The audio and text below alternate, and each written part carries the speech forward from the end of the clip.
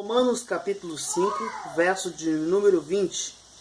Veio, porém, a lei para que a ofensa abundasse, mas onde o pecado abundou, superabundou a graça. É um prazer estar de volta com você. Eu me chamo Jonatas e nós estamos dando sequência aqui a uma série de mensagens. Começou já, essa é a segunda mensagem que nós estamos postando com o tema a salvação, a maravilhosa obra da graça. Nosso vídeo anterior nós abordamos sobre o assunto, a condição da humanidade ante a justiça de Deus. Falamos sobre a incapacidade humana de se auto-justificar, de se auto-salvar. E também abordamos sobre Cristo, a provisão de Deus para que o homem pudesse viver. Bom, nós fizemos aqui uma leitura baseada no capítulo 5 de Romanos, onde Paulo está tratando sobre a questão da lei e o pecado. Qual é a relação entre eles? Bom, primeiro devemos dizer que a lei é boa, não existe nada ruim na lei. Muito pelo contrário, a lei é boa, a lei é justa. Paulo disse isso. Porém, o pecado, se aproveitando da lei, do conhecimento que a lei trouxe, porque a lei tornou o homem consciente daquilo que desagradava a Deus. E o pecado, valendo-se deste conhecimento, despertou toda sorte de desejo mau. E uma vez seduzido por esse desejo mau, esse desejo deu a luz ao pecado. E o pecado, uma vez consumado, gerou a morte. Então, hoje eu gostaria de estar falando rapidamente com você sobre o tema 4 problemas, uma solução. Quais foram as consequências do pecado? Quais os problemas que o pecado trouxe? E eu gostaria de listar aqui 4 com você. Primeiro, o problema da culpa. Segundo, o problema da morte espiritual. Terceiro, o problema da alienação, da separação de Deus. E quarto e último, o problema da escravidão. O problema da culpa, Qual foi a consequência do pecado relacionado a isso? Bom, eu disse que estaria falando sobre 4 problemas, uma solução. E eu já disse os 4 problemas. Qual é a solução? A graça de Deus. A graça de Deus. Nós, em Romanos capítulo 5, no texto que nós lemos, disse assim: onde abundou o pecado, superabundou a graça. A graça foi muito mais e continua fazendo muito mais. As consequências da graça são muito mais fortes, são muito maiores do que aquilo que o pecado nos proporcionou. Muito bem. Tito disse assim, Paulo escrevendo a Tito disse assim, onde a graça de Deus se há manifestado, trazendo salvação a todos os homens. O pecado trouxe a culpa. O primeiro problema que nós queremos abordar aqui.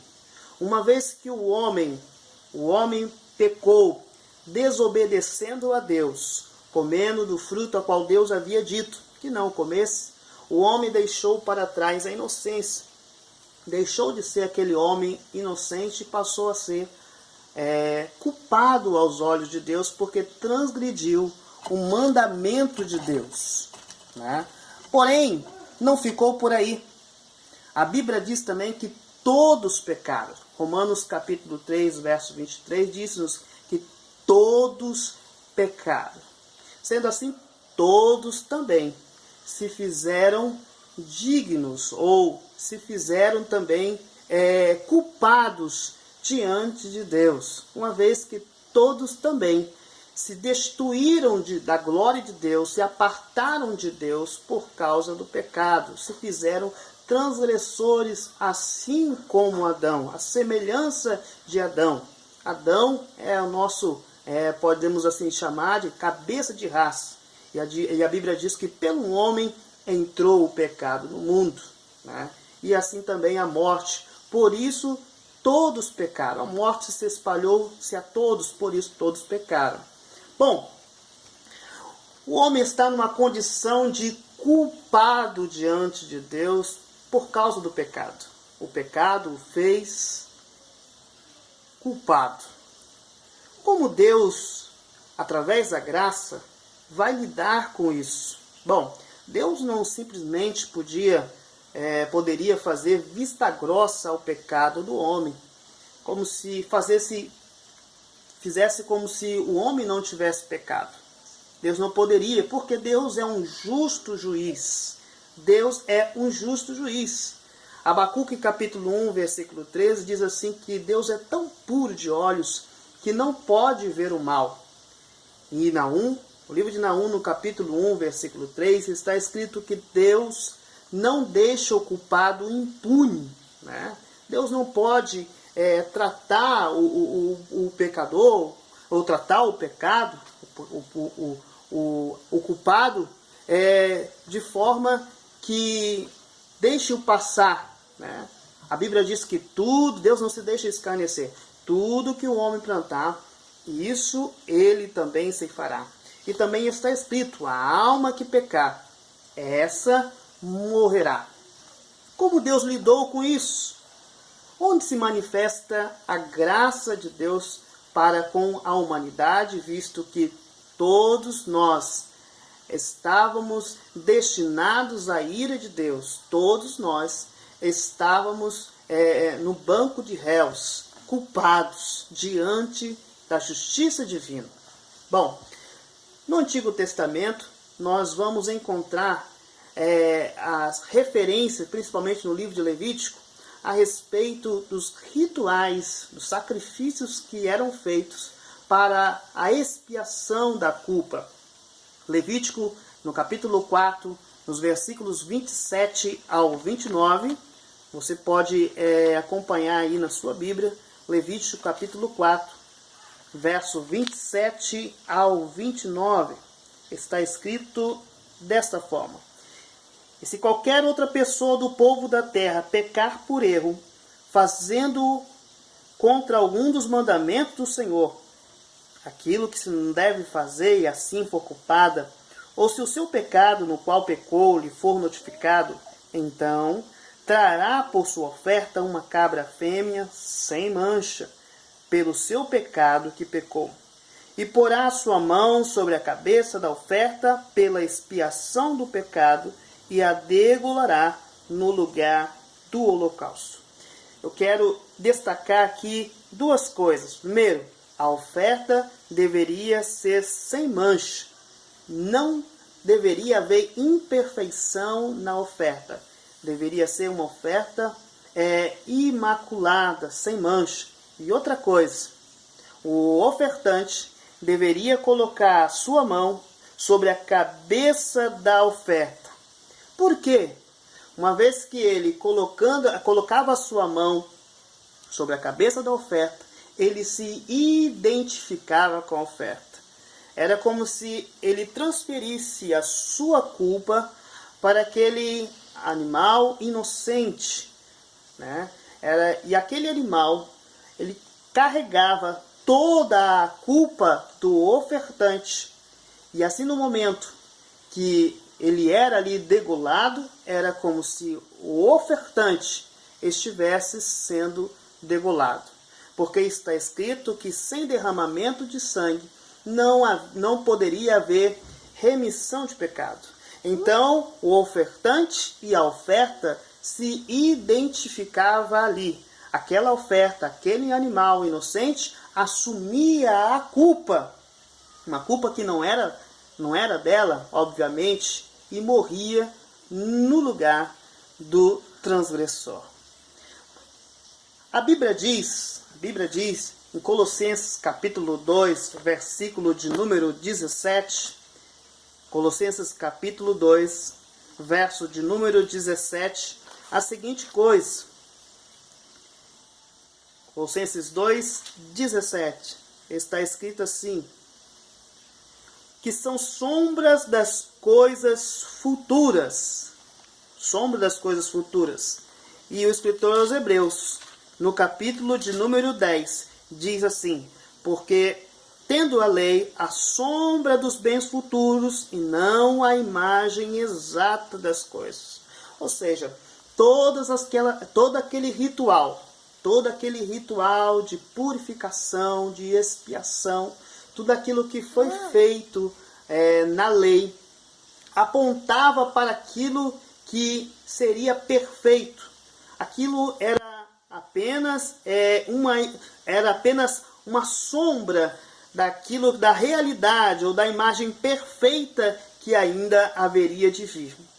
Jesus fez exatamente isso, a exemplo de tudo aquele ritual.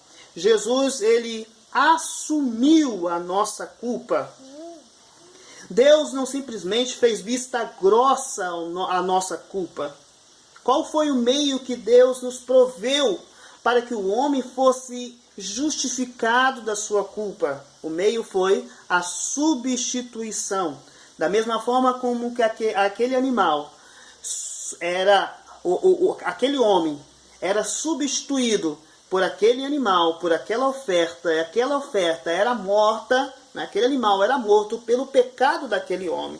Assim Jesus também fez por nós. Isaías no capítulo 53, versículo de número 6, está escrito assim, Isaías capítulo 53, verso de número 6, você que tem a sua Bíblia aí, você pode acompanhar, pode estar conferindo, está escrito assim: todos nós andamos desgarrados como ovelhas, cada um se desviava pelo seu caminho, mas o Senhor fez cair sobre ele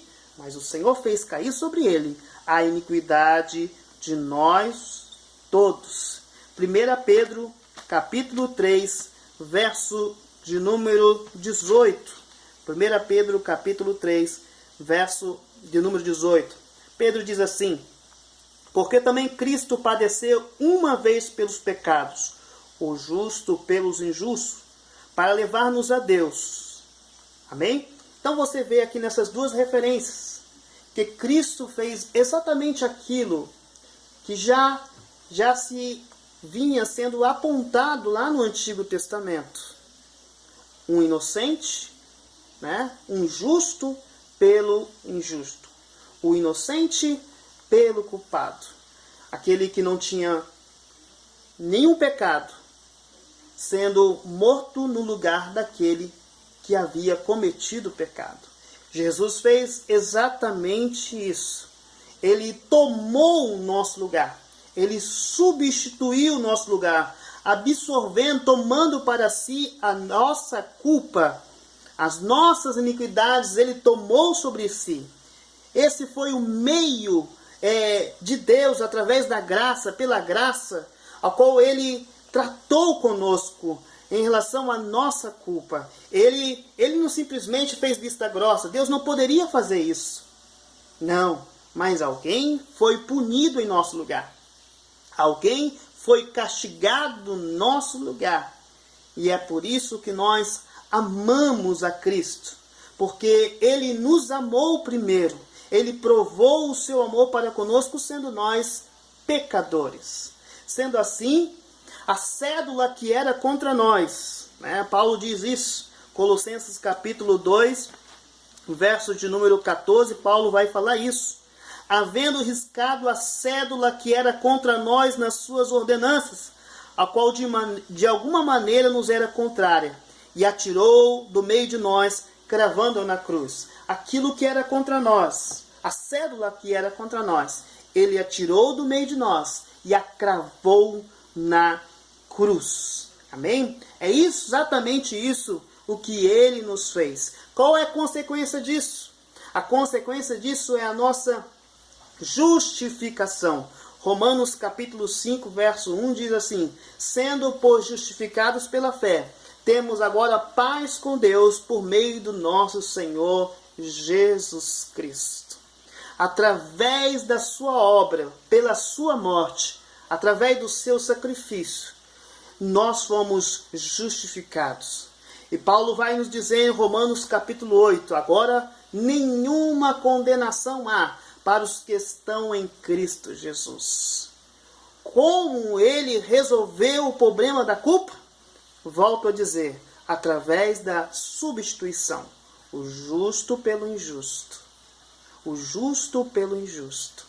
Foi exatamente isso que ele fez, morrendo em nosso lugar. E agora nele nós somos justificados. Não há nenhuma condenação para você que está em Cristo. A sua culpa foi removida. O seu pecado foi apagado. Se você está em Cristo, aquilo que você fez, não importa o que você fez, a Bíblia diz que ainda que os vossos pecados sejam como a escarlata ou como o carmesim, se tornarão alvos como a branca lã. Amém? Creia nisso. Se você está em Cristo, os teus pecados foram lançados no mar do esquecimento.